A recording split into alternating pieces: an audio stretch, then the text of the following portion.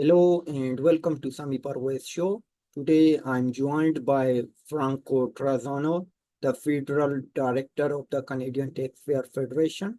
We will be discussing about Canadian government spending, MPs getting a raise every year, the increase of carbon tax, and also many other spending and the increase of taxes and including media subsidies.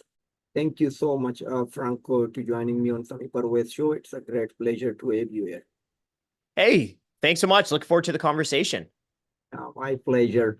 So before we begin, could you please tell me about your organization, Canadian Taxpayer Federation? So what is it all about?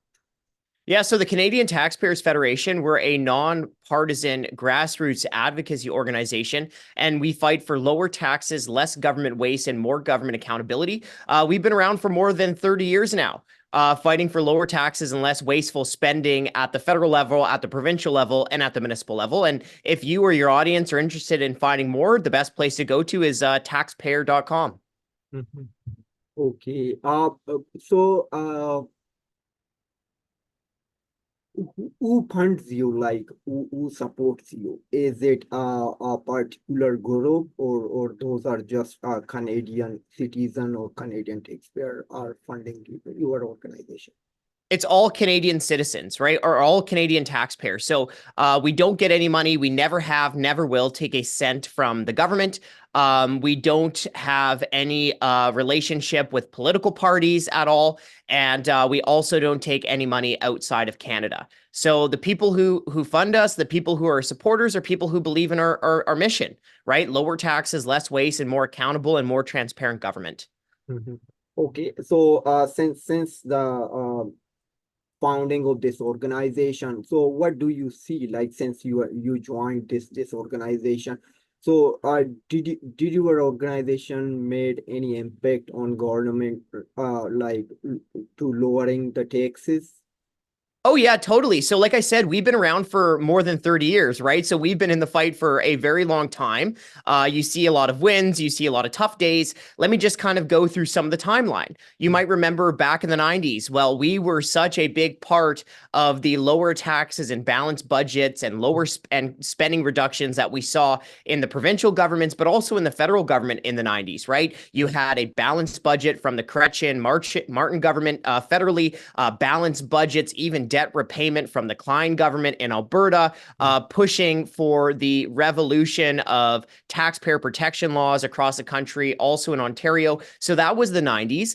Fast forward to more closer to today, we've had a lot of accountability measures taken in place, for example, in Alberta, where there was recall and referendum legislation that was recently brought in.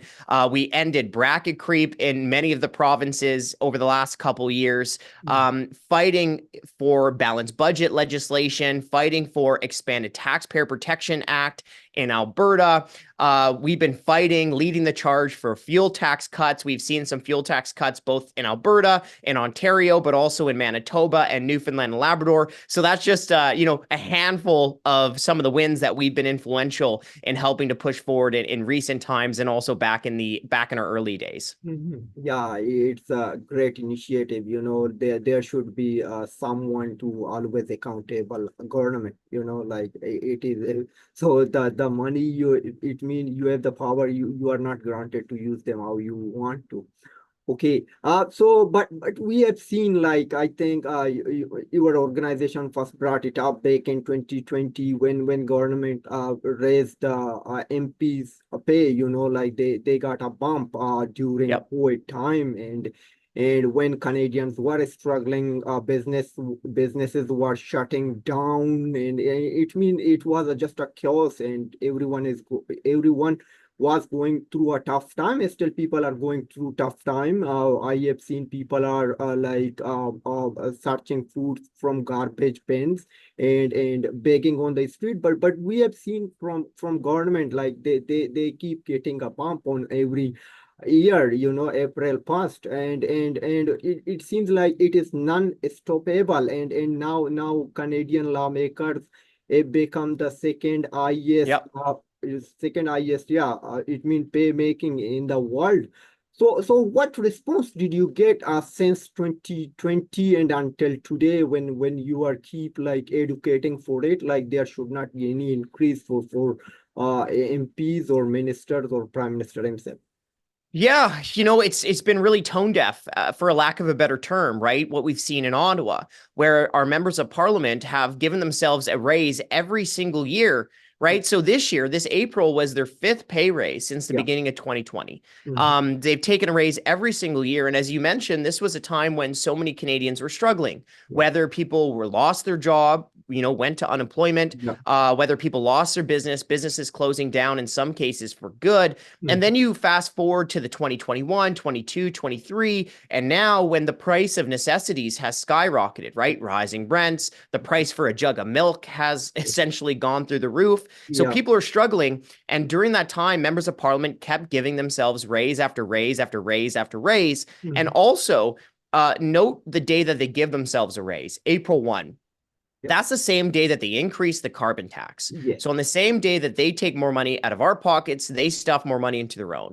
Now, unfortunately, members of parliament haven't listened to Canadians. We've been putting out polling year after year that shows 80% of Canadians don't support the member of parliament pay raise. So that's really unfortunate. Now, to your point, now a base member of parliament has the second highest salary Yeah. among all the different, base salary pay around the world. That was according to a National Post analysis. Yeah. So they haven't listened to the people. However, right, when you talk about political change, a lot of the change comes after the fact, after Canadians have continued to pressure politicians for years and years and years, then politicians finally listen to the people, or at least hopefully do. So let me just give you an example. You might remember the 2008, 2009 recession, Yeah. when it was also a tough time. Well, Mhm. they didn't stop the pay raises until 2010. So Yeah. that happened after the fact. And that just kind of goes to the point where you have to keep banging the drum. You Mhm. have to keep the pressure on to force them to do the right things, even if it might take way too long. Mhm. Yeah, but I know like you are keep making accountable to government, but there is an also opposition party, like so you Yeah. also don't get any response from opposition party because I have following you for a long time. I saw back in like 2020 or 2021 Conservative Party leadership they signed with you. They are not they are going to cancel the carbon tax, like during all leadership candidate like signed it up, but it seems like it mean they might I don't say that they support you, might be they indirectly like educate what you are educating for it, but we don't see it from them too. So what's your take on this? Well, that's actually a really good example for a couple reasons, right? So, like number one, you can't just rely on a politician regardless of what jersey color they might be wearing, Yeah. right? And this was a good example with Aaron O'Toole, Yeah. the previous leader of the Conservative Party, Yeah. where he promised to scrap the carbon tax, Yeah. and then like a couple months before the election, he decided to flip-flop on that issue, Yeah. right? And then we went to town. We really held him accountable for that, for his, for a lack of a better term, broken promise to Yeah. taxpayers. Yeah. We really held them accountable. Yeah. So that's a good example for a couple reasons. And the first reason is, as now you'll see, they abandoned their leader, the Conservative Party. They Yeah. have a new leader, Mr. Pierre Poilievre, who Yeah. now, axing the carbon tax seems like his number one priority, if not one of his top priorities. So that's a good example of where you got to keep the pressure on them Yeah. and keep pushing the people to push the politicians in the right direction. So, at the end of the day, we'll see what happens with the carbon tax if or when Mr. Poilievre forms government. But you will notice that now opposition to the carbon tax is huge, Yeah. right? It's not even just the Conservatives. Like you have the Liberal Premier of Newfoundland and Labrador, Yeah. who was calling on the government to not raise the carbon tax again on April 1. So now opposition to the carbon tax spans political parties. It's essentially all across Canada. Yeah. But the second reason that I really like the example you brought up is Mhm. because unfortunately the Conservative Party also has been giving themselves raises through the government, in the sense that I didn't hear a single Conservative member of parliament forcefully try to stop the last pay raise, Mhm. right? Like they should have, but they didn't. And that's why we have to hold all politicians accountable, regardless of what party they're involved in. Mhm. Yeah, I also wrote to all MPs to see like before the carbon tax go up. I asked them whether are they going to stop it. So I did not receive any response. So I believe you were also signing a petition for stop the pay raise, like, so when you submitted that petition, or could you please tell me the number, how many petitioners you received, like how many signed up, and Oh, yeah. did you receive any response from government on that particular issue? So I don't have the number off the top of my head. I apologize. I know it's in the tens of thousands, high tens of thousands. Mm-hmm. But I just don't have the number off the top of my head. But it's Yeah, very clear that like a lot of Canadians don't support these pay raises they've been getting. yeah, So what response did we get? Well, quite frankly, very like almost no response, because these members of parliament from all three parties on the pay raise, they yeah. were all standing in lockstep. They Mm-hmm. didn't want to break ranks because they wanted to give themselves higher pay, Yeah. right? And higher pay also reflects a higher pension that Mm-hmm. they will get when they leave. So, unfortunately, on the issue of member of parliament pay, Mm-hmm. all the parties were in it together, Mm-hmm. and taxpayers were the one getting soaked. So Mm-hmm. that's really unfortunate. But another reason to sign a petition at taxpayer.com, it's not just to deliver petitions, it's also when you sign a petition, then we will let you know about that issue that you care about, Yeah. to give you a heads up when it's an important vote in the House of Commons on that issue. So it allows us to communicate directly with Canadians on an issue that they care about. Mhm. Okay. Yeah, and there was like I remember like you were like signing a petition for carbon tax, then you Yep. submitted at the like I don't know, PMO, or I don't recall exactly, but then what happened? I know like you have lots of like papers like to signing it means to submitting that petition to the government. Yeah, I don't remember which petition it was. We definitely do a lot of petition drops, right? Where we'll give a petition with Yeah, all the different signatures, the tens of thousands, if not hundreds of thousands of petition signatures. yeah. And then it's kind of up to the politicians to kind of figure out what they want to do, in the sense, do they want to listen to Canadians or they don't. But again, like, petitions are very important for a couple of reasons. Number one, it allows you as an individual, as a Canadian taxpayer, as a citizen, to be on the record saying, I am against this or I'm in favor of that, right? But the second thing, as I mentioned, when you sign a petition, for example, on the carbon tax, and you give us your email, then we're able to directly communicate with you and say, hey, there's a big vote in the House of Commons. Right now is a good time to put pressure on these politicians to vote the right way. So there's many different things that signing a petition allows you to do, and allows us to have that nice community conversation. Mhm. Yeah, but we are seeing too much spending from government official, from prime minister to minister, then MPs too. But Yep. it seems like there is no accountability until you just report it, or National Post or other newspaper reported. But we don't see anything. Like it seems like that the word accountability does not exist in Canadian politics or Canadian Yeah, government. it's easy to get pessimistic these days, like, it's easy to feel like it's bad, things are bad and things aren't going to change. But, let me just give you a little bit of optimism, because things do change, especially when people stay engaged and keep the pressure on. Mhm. Essentially, the other side wants you to be, what's the word? The other side essentially wants you to lose hope and wants you to think like things won't change, because then you stop taking action and you stop keeping up the pressure. So Yeah. it's very important to stay engaged, keep the pressure on. And while we see the spending balloon, the deficit balloon, taxes going up this year, the government will have officially doubled the entire national debt. It's crazy, Yeah. but things have and things can change for the better. Mhm. And what I see is, I see a bit of a tidal wave happening, right? So the tidal wave hasn't reached its peak yet, but you can tell that the wave is growing and growing and growing, and the tide is turning. Mhm. So I do think that in the years to come, because Canadians are so fed up with the government's overtaxing and overspending, I do think that we will see some change in the years ahead. Mhm. And right now we will see in the next election 5 more MPs. It means there were 338. Now it will go up to like 343 from like redistribution ridings, and the population is going up. So they are keep changing these things. Like does your organization has any concern on this? Yeah. I mean, we have a lot of concern over politician pay and just the size and cost of their pay and their expenses and their perks. Because you brought in the next election, let me just flag another issue related to that. So you have the Liberal government, they introduced some legislation to move the election back 1 week, Yeah. right? But just moving the election back 1 week would mean that 80 additional members of parliament would be eligible for that very lucrative taxpayer funded pension. Yeah. Right. And that could cost taxpayers up to $120 million in additional pensions just by moving the election back 1 week.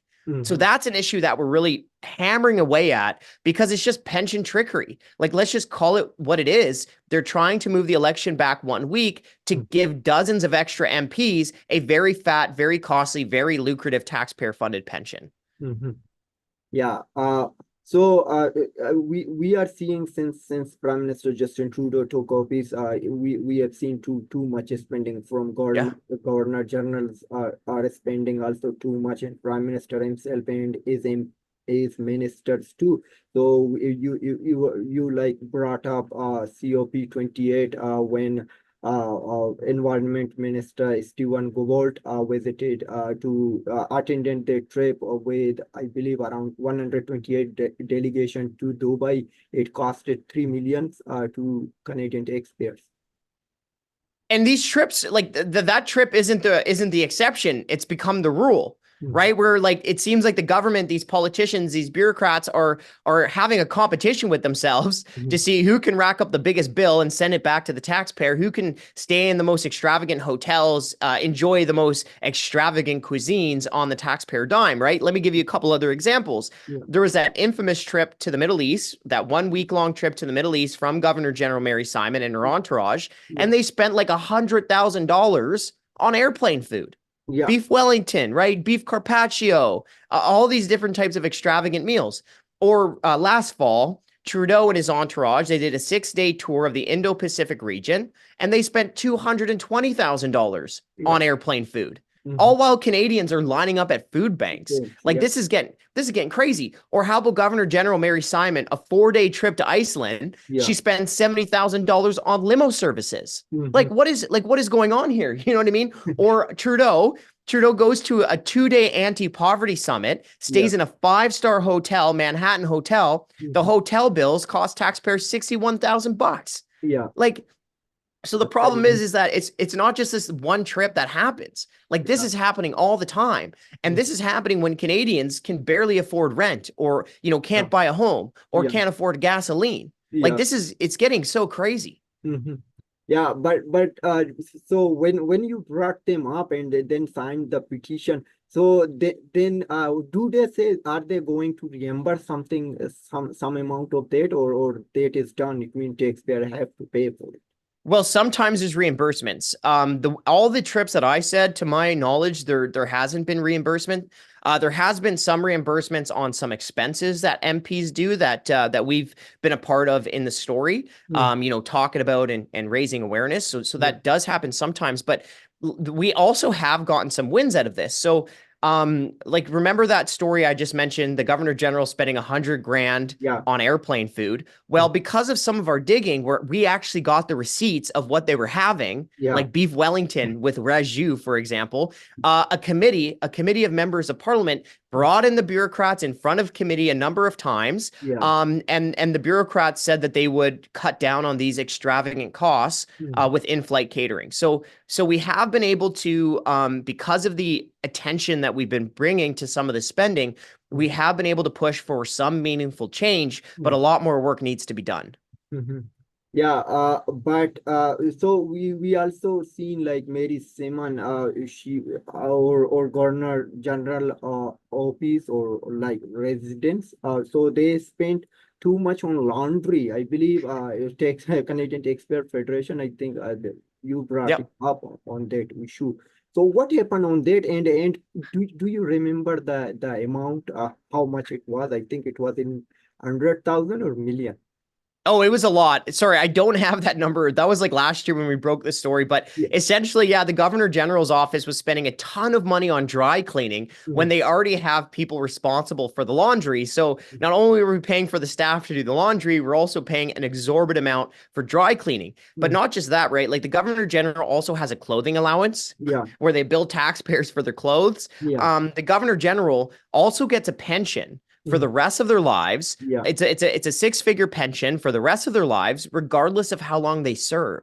So Wow. let me give you an example, right? So former Governor General Julie Payette, she served for what, a little bit more than 3 years, and Mhm. then she left. Yeah. She's still getting a pension for the rest of her life.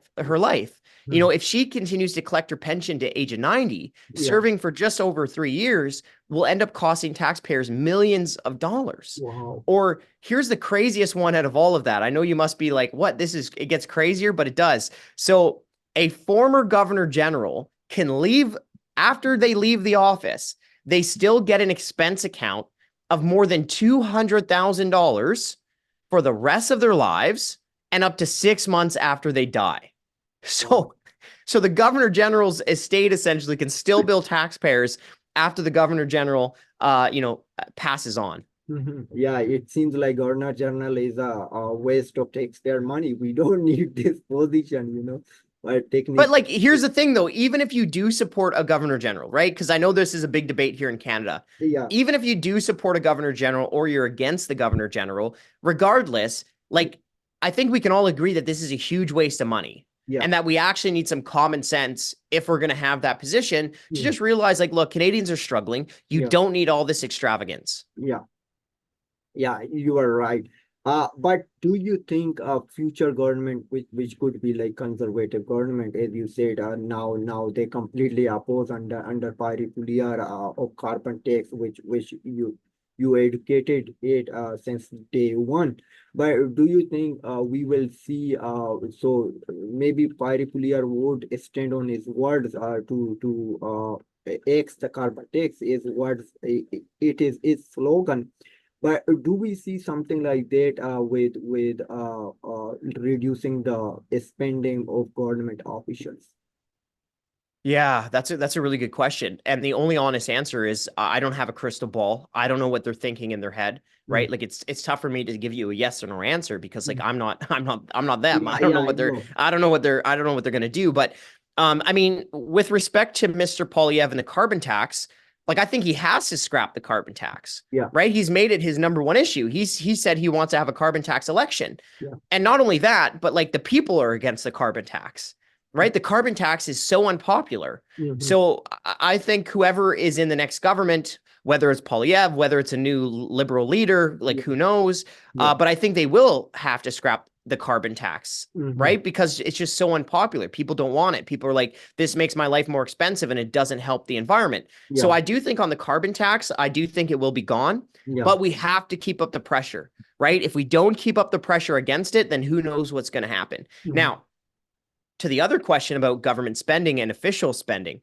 Yeah. that's the tough part, right? Like that is the tough part that we have to stay on the government. We have to keep showing Canadians how much waste there is in the government because we have to like make cutting spending and balancing the budget. We have to make it popular with Canadians so Mm-hmm. politicians are forced to make that change if they want to stay elected. Mm-hmm. And I think we're doing a good job of that right now. I think Canadians are just getting sick and tired of how much money the government is spending. Mm-hmm. And I think Canadians are also like our members of parliament, they get paid too much. They Mm-hmm. get too many golden perks, Yeah, including their pension. yeah. And is there any time that like MPs pay hike would stop, or it will keeps going on every year? So it keeps going up every year. They keep giving themselves a pay raise. Now, that doesn't have to be that way. The Harper government stopped these member of parliament pay raises between 2010 and 2013. Mm-hmm. So a government can and should, and especially a government that wants to actually cut spending elsewhere, they need to take a cut themselves, right? Because like think about how bad it would be if members of parliament kept giving themselves pay raises and then they asked the bureaucracy to tighten their belts. Yeah. So a member of parliament, like one of the reasons, there's a couple, but one of the reasons that MPs should take a pay cut is so that they have the moral authority to then go find the big savings in the bureaucracy. Now, let me give you a prime example of some type of leadership like this. Jason Kenney, he was elected the Alberta Premier in 2019. Yeah. One of the first things that the Kenney government did, Kenney took a 10% pay cut, and his MLAs in Alberta took a 5% pay cut. That was a good move. That was leadership. And that gave him the moral authority to try to find some savings in the budget elsewhere. Yeah, but we don't see such thing in federal government, but it means they keep spending more, and they keep increasing their pay. It mean they keep spending everything and getting a bump every year, but we don't see anything. And also it mean Prime Minister Justin Trudeau calling to reduce emissions, but he keeps traveling around the world, and Canada is spending more, so what's your take on that? It mean you remember when the they changed during COVID time, still they mostly do it virtually, not much now, but in the past they did it too many times, did not show up in the House of Commons and did it virtually. But don't you think those meetings could be done virtually than spending millions of dollars of Canadian taxpayers? Yeah, of course. And look, maybe okay, maybe you send 1, 2, 3 people, okay? But why are we sending at times hundreds of bureaucrats, hundreds of people overseas for these climate conferences? Yeah. Right? Like you could reduce emissions and save taxpayers a bunch of money just by using Zoom. And don't tell me you can't use Zoom, because you still have bureaucrats who are working from home in Ottawa. You just spent a couple years in the House of Commons virtually to some extent during COVID. So we know it can happen, but come on, let's be honest. These politicians and bureaucrats, they want to fly around the world on other people's money, and it's wrong. And one of the ways to stop that, because they hope that people don't know about it. They hope that people don't know how much it's costing them. And that's one of the things that the Canadian Taxpayers Federation does. We hired a very good investigative journalist, Ryan Thorpe, who's just digging through the government records to show the public how these politicians and bureaucrats are spending their money. Can I just talk about the bureaucracy for a second? Because we've talked about politicians and their pay, but the big cost is the bureaucracy, the government bureaucrats. And since Trudeau has become the prime minister, he's added 108,000 new federal bureaucrats. 108,000 new federal bureaucrats in less than a decade. That's a 42% increase over that time. Let me give you a comparison. Population in Canada grew by 14%. The bureaucracy grew by 42%. Population grew by 14%. Okay. If the government just increased the size of the bureaucracy to stay in line with population growth, we would have 70,000 fewer federal paper pushers. So this is crazy. And it's not just the bigger bureaucracy. You've got more than 1 million pay raises to bureaucrats over the last 4 years while Canadians suffered. The Trudeau government has rubber stamped more than $1 billion in taxpayer-funded bonuses. And these federal departments, they can barely even meet half of their own performance targets, okay? So listen to this. They've hired tens of thousands of new government employees, handed out more than 1 million raises in 4 years, rubber stamped hundreds of millions of dollars in bonuses, and we still aren't getting good services from the federal government. Yeah, but so what should be done? Should government fired these all bureaucrats? We don't need them, or what should be done? What's your we should cut the size of the bureaucracy. We should shrink the size of the bureaucracy. Absolutely. Like if you look at your tax bill and you're worried that your tax bill keeps going up, if you're worried about the fact that that interest charges on the debt are costing taxpayers more than $1 billion a week, if you're worried about the fact that the Trudeau government in less than a decade will have officially doubled the national debt, then you have to tackle the bureaucracy. The bureaucracy consumes more than half of the government's day-to-day spending. So you have to tackle the large side of the arithmetic.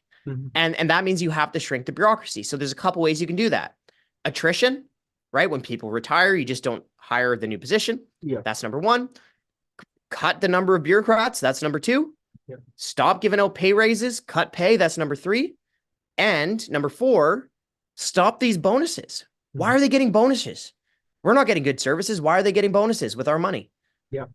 And so, but does government do elected official have a budget? Do they go beyond that, or are they within their limit? But is there any accountability other than your federation? So if they go above their budget, so what would happen? Why don't we see any consequences? Do you have any idea about that? So they do have budgets, right? They do present budgets, but one of the big problems with this government in particular, and maybe it's more than just this government, but one of the big problems with this one in particular in Ottawa is that almost every time they release a budget, they don't stick to their spending. So they say, we're going to spend this much, and then you get the numbers back and they spend way more. And the same thing happens year after year after year after year. And that's why spending has just completely ballooned. Okay, let me give you an example. This year, we have the federal government is running a $40 billion deficit. That's insane. That's insane. The government would have balanced the budget this year just by spending what it said it would spend in the 2022 budget. So if the government just stuck to its own spending budget from 2 budgets ago, we'd have a balanced budget or close to. Instead, we have this massive $40 billion deficit, more debt, higher interest charges. So that's one of the big reasons. Now, you asked about accountability. Now, there's outside groups like the Canadian Taxpayers Federation that does their best to highlight this, to give it to the public, to hold politicians accountable. You have another group, or not a group, but you have another body. You have a body within the government called the Parliamentary Budget Officer. And to their credit, the PBO does a very good job analyzing spending, analyzing budgets, analyzing taxes. However, the only accountability that Canadians really have is at the polls come election time.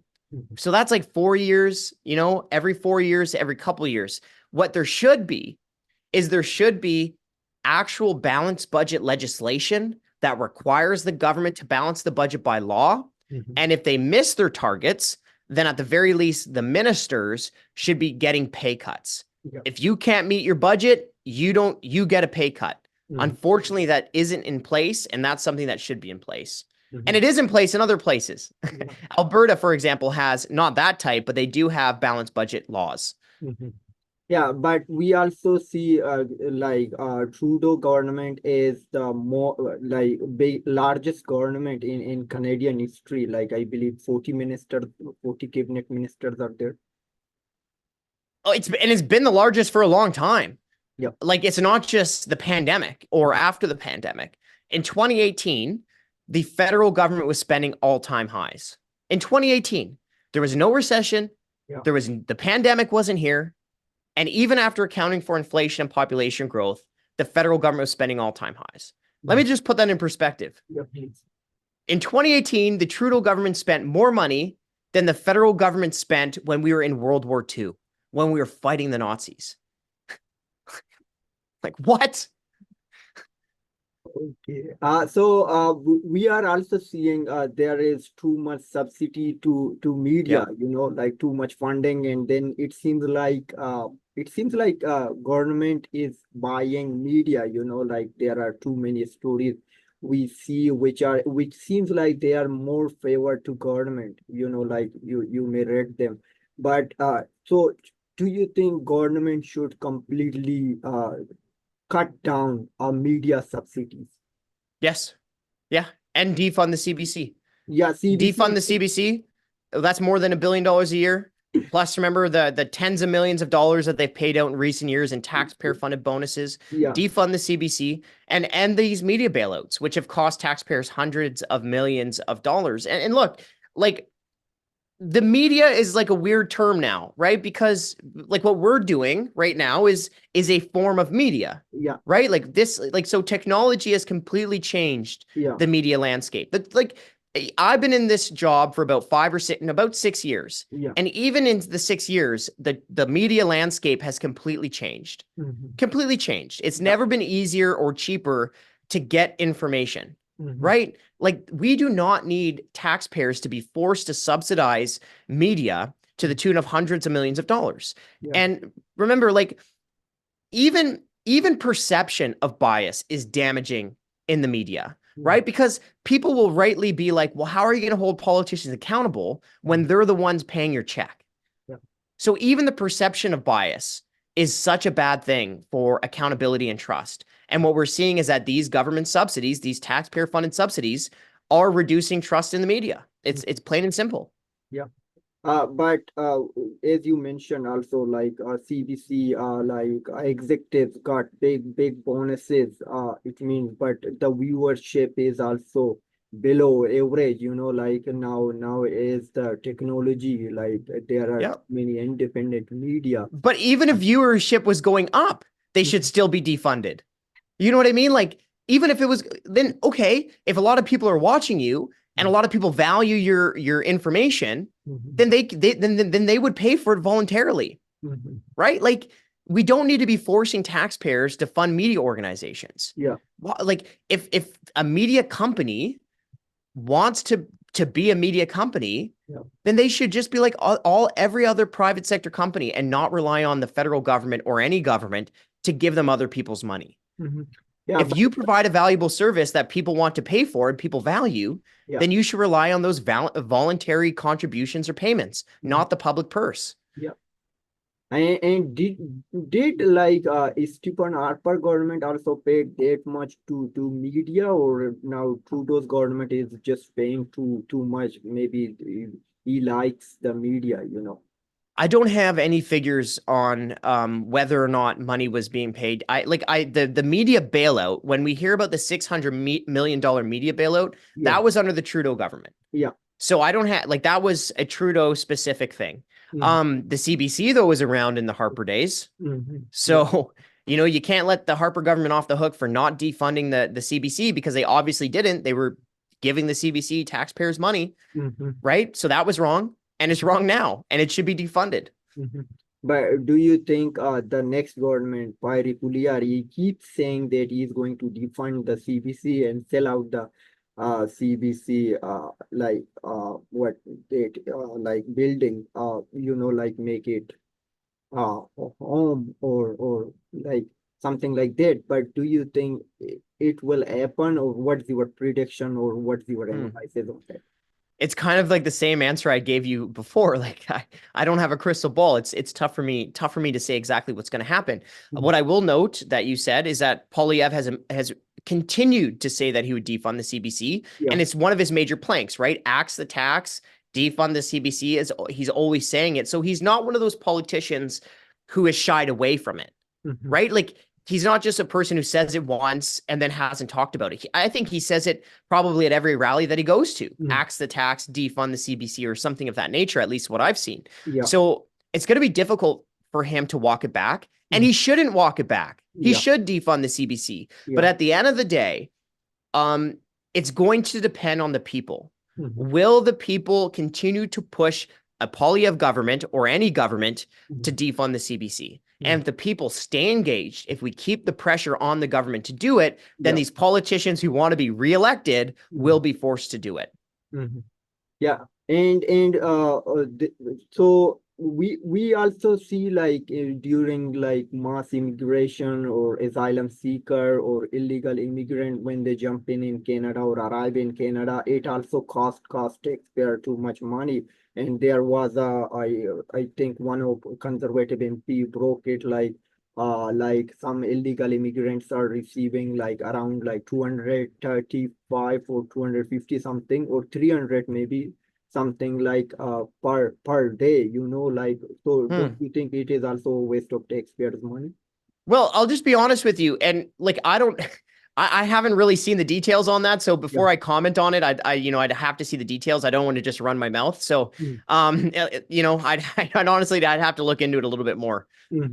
Okay. And there, I think your organization also advocated for recall government. Like there was a petition for recalling, especially in Ontario, like the Canadian citizens and Canadian taxpayers should have the power to recall you when you don't stand on your commitment. What you like you said you will do during campaign, and then you will turn a blind Yep. eye. Like what we Yeah. saw during in Calgary. Like, but unfortunately they remain unsuccessful. But we don't see such thing in also in federal government. We have to wait for 4 years. Then we have to decide whether this person should get elected or not. But don't you think there should be some mechanism of like that? And also it means there is a huge threshold, like in Calgary, I don't know, you have to get at least half of those whoever voted. So it means this is a big threshold, and the it means there are very few days, 2 months, I believe, or maybe less than that. So what's your point on that? So we need recall legislation. We need it at the federal level. A lot of this conversation that we've had today is a lot that there is a lacking accountability in government. Yeah. Right. And one of the reasons is because the key accountability tool is our elections. But Mhm. elections only happen every few years, at the earliest, or every 4 years, 5 years, even at the latest. Mhm. Right. So that's not real accountability. Like in democracy, the people are supposed to be the boss. Yeah. Well, imagine if you had a business and you're only allowed to fire someone every 4 years. How do you think that business would run? Well, it'd probably run just as bad as our federal government. You know what I mean? Yeah. So we do need recall legislation. Mhm. And just to take a step back, recall legislation is it allows voters to Mhm. get a petition going. And if they get enough petitions, it allows us to force a by-election to kick out a bad politician. Mhm. And there's only recall legislation in 2 places in Canada. And the Canadian Taxpayers Federation was a key force behind getting recall into these provinces. There's recall in British Columbia. It's Yeah. been there since the middle of the 1990s. And Mhm. then Alberta, which just brought in recall legislation. Yeah. I think we need recall legislation across Canada, Yeah. especially at the federal government level. Mhm. And their threshold level should be lower than that. What we saw in Calgary, Yeah, there was. agreed. Like there's always debate over what's the right threshold level, but I agree. I think it does need to be easier for Canadians to be able to hold their politicians accountable. Mhm. But do you think we will see something like that near future, or we need to wait for another like decade or a century? It should. Well, I hope not. I really hope not. Um, it's tough to say. I don't know. I don't know what Poilievre's platform is going to be. I Mhm. don't know what the other party platforms are going to be. Mhm. It's something I can tell you that we're going to keep putting pressure to Yeah. get recall legislation in the platforms for the next election. Mhm. And do you have any message to tell to Canadians or Canadian taxpayers from Canadian Taxpayer Federation? Well, first, I just want to say thank you. I appreciate you giving me the opportunity to have the conversation with you and with your audience. So thank you so much for that. Mhm. The second one is that the government is making your life more expensive, and you're not getting good value out of what the government takes from you. Right? The government makes your life more expensive by taking more money from your paycheck. You have less money to buy the necessities. And the government also makes your life more expensive directly through its taxes, like the carbon tax. That makes it more expensive for the necessities, like makes it more expensive for you to fuel up your car on the way to work. It makes it more expensive for you to heat your home with natural gas. And it makes it more expensive just to get your grocery haul. But the government has also made your life more expensive by printing hundreds of billions of dollars out of thin air. During the pandemic years, the central bank, the Bank of Canada, printed hundreds of billions of dollars out of thin air, largely by buying government debt. That's the inflation tax.